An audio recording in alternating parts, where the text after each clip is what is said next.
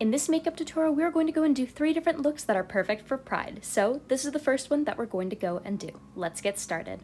At the edge, we're going to start off with some red cosmetic. I am using water-based face paint. You could also use eyeshadow or anything maybe that is a powdered pigment. What you're going to do is go and blend this out. You want it to go up to where your temple is and right around where your cheekbone is. We're also going to go and extend this slightly to where the corner of the eye is, and then we're going to go and move on to some orange.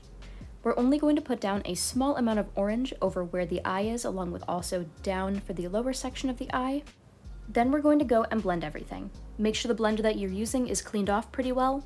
Usually with red along with also orange and yellow, it's a lot easier to go and blend it, and I did end up cleaning my brush when I went to some of the darker colors. Now we're going to go and move on to yellow. I don't really want this to go too far down, so I'm only putting this really at the corner of my eye, along with also up just slightly. Then we're going to go and blend this. Now before we go and move on to any of the other colors, we want to go and fill in any of the spaces that maybe didn't have any pigment in it, and also just make it slightly darker around the eye area. After that has been put down and blended, we're going to move on to some green. At the edge here, I'm just going to go and use my fingers to blend this slightly, and after the green is down, I'm going to go and move on to some blue. Now for the blue, I'm going to be going over the eyelid along with also under the eyelid, and I'm going to extend this up slightly over my eyebrow, and I'm going to again use my fingers to go and blend this. And I do end up going back at the end with the blender that I had after it dried off because I did have to clean it for the darker colors, and I did end up using it to go and blend everything on this side a little bit more. For the purple, I'm doing the same thing that I did for the red and going up all the way to my temple along with also down to my cheekbone. And now I'm going to go back and just blend everything together. I'm also going to go and touch up any areas that maybe didn't have a bunch of pigment to it. After that, I'm going to go and do my regular makeup. You don't have to do all the rest of the makeup, you could always leave it just like this, but to make the look complete, I wanted to put on some eyeliner, do my eyebrows a little bit, and also put on some fake eyelashes. Now here is the final makeup. I really do think that this is so incredibly cute and really pretty. Now, on to the next one. This makeup is so easy to go and do, and it is so much fun. So this rainbow look, we're going to go and start off with a large makeup brush. You're going to want to use one that is either maybe feathered or pushed out like this and just slightly thicker at the end. And we're going to go and put down all of our colors. I am using an angled brush just because it is so much easier to go and apply all of the colors. The brush for this makeup is slightly wet, and again, I am using some face paint for this. Now after I have all of my colors down, and here's what it looks like, we're going to go and start off at one of the corners of our head. Before you place the brush down, figure out where you want to go and put it. I'm thinking right about here at my hairline. Now we're just going to lightly swipe it one time. You will have to go back over your hair, so make sure to go and do that. Pull any loose hairs back for this time, and you're gonna have to go over it just a few times to really get that pigment down. Now we're going to go and extend the rest of this rainbow down to where our nose is.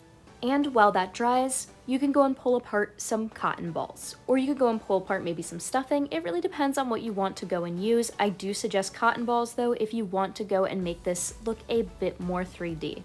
These are going to be for clouds. So after you have these pieces, you don't want them to be too big. We're going to use some adhesive to go and glue it down. This is skin safe adhesive that I'm using. I am using the Narrative Cosmetics brand for this, and it takes a couple of seconds for this to dry slightly. After it dries slightly, it is easy to go and use, and this holds for a while. So I'm fanning this just a little bit, and then I'm going to go and stick this down. This type of adhesive is used for special effects makeup, and you can also just use it for maybe really cute looks, sort of like this one. After you have all of your clouds down, if you wanted to put any three-dimensional ones that is, now we can go and fill in some of the other space with some more face paint.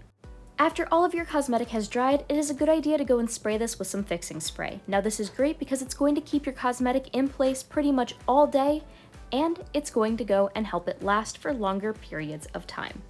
Here's the final look, and I really do think that this is so incredibly cute. Now on to the final look. This final look is really pretty and can be extremely shiny if you want it to be. First, we're going to go and start off with some primer. Now, if you want to put on your normal makeup, you of course could, maybe some foundation, cover up, it really depends on what you're going for. If you put down foundation, it will work very similar to a primer base. I only wanted to use this primer base on half of my face, but after that has dried, I'm going to go and start to use some of the powdered cosmetics that I have. You can use eyeshadow for this, but just make sure you brush this on very lightly. After your first color is down, we're just going to go and blend this slightly. We want this to be very light, but we also still want to go and keep a lot of that color in there, but we want it to look like light is coming out of a prism and just make it look like light is hitting this portion of our face and has caused all of these awesome colors to go and be in this area. So we're just going to blend every single color as we go. And at this bottom section, I wanted to leave just a small separation where my eye is, where I put down the green. Because I feel like if a prism was hitting my face, it would hit more of the raised areas of my face, and my eye wouldn't really have too much of this color over it. After the last color has been put down, we're going to go and blend everything together. After it's blended, we're going to go and use some highlighting powder. Now put this over every area that you went and put down any of the color, and this is going to make it really pop, along with also make it look like there's a lot of light coming into this section of your face.